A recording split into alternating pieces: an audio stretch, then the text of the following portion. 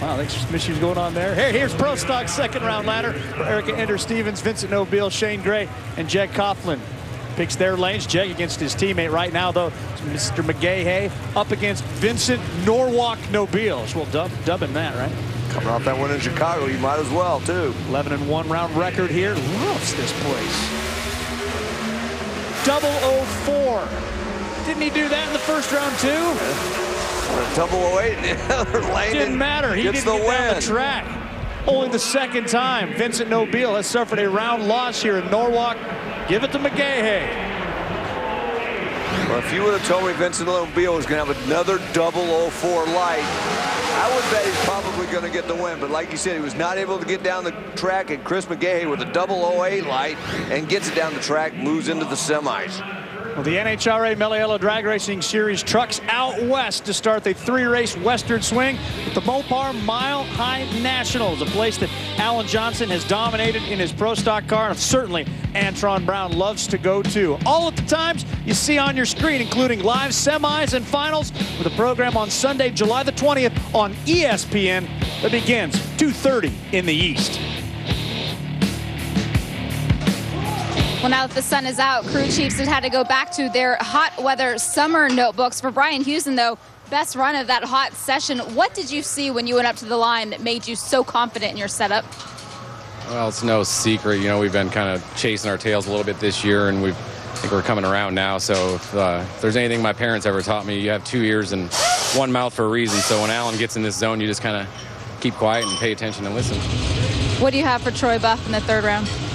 You know, it'll depend on track conditions, but we'll just go up there and, you know, set the car up according to that and try to run what we feel we can run, and, you know, not really consider as far as who we're racing, but as far as what we can run and how quick we can go. It could be a turning point for Sean Langdon's team.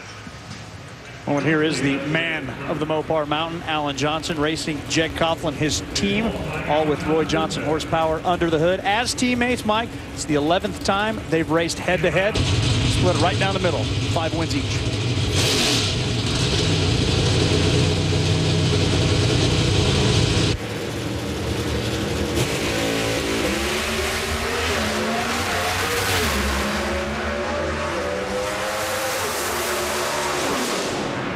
Give the 11th time to Alan Johnson, 660 with a 9. Jeggy slows with a 665. Let's go on board, Mike, and see if we can figure out if anything went wrong with Jeggy's thing. I would say he probably had a little bit more wheel speed than he would have wanted. A 60-foot time was not that good, 102. Alan wasn't much better right there at 101, and you saw him have to saw the wheel pretty good through that 1-2 shift. But after that, it went straight down the racetrack and straight into the semis. Dave Conley now set to take on Shane Gray. Earlier, Jamie caught up with Dave.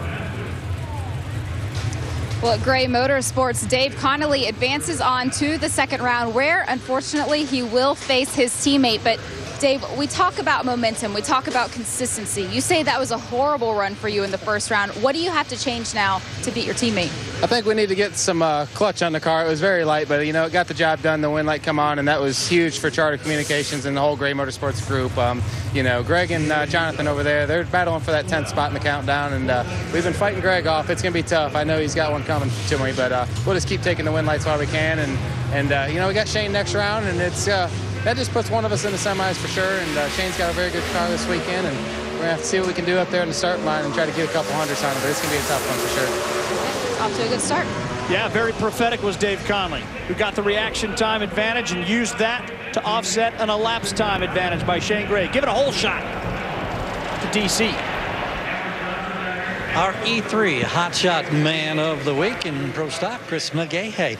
You advanced to the second round, but you've had some engine adventures. Tell us what's been going on. We put a motor in for the last 2 qualifying passes, and we thought it was going to be better. It ended up having a miss in the first round. Kind of explained my 100 light I had. I'm sure everybody on the internet's going to beat me up over it, but who cares? Because I made up for it just then. So see what we can do in this next round. Keep going.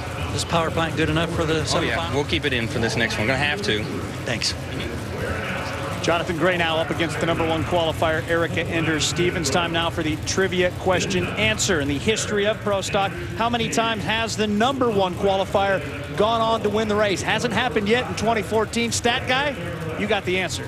How about 746 prior events? It's happened 239 times. That's about 32%. It has not happened since Indy last year when Mike Edwards won. And the first time it happened, Ronnie Sox from the Sox and Martin Barracuda back at Dallas in 1970. Last time we went this deep into a season, it was 2001 when Mike Edwards took the 10th race to win. This is the 13th for the #1 qualifier in Pro Stock, who has been working on her reaction times, and she just had another great one. Couple that with a good car, that's how you take down Jonathan Gray. Erica Enders-Stevens, 6:59.3. So the semifinal matchups in the normally aspirated category will feature Erica Enders up against Chris McGahey. On one side, over on the other side, Dave Conley with lane choice up against Alan Johnson. The Final Four is spectacular in Pro Stock.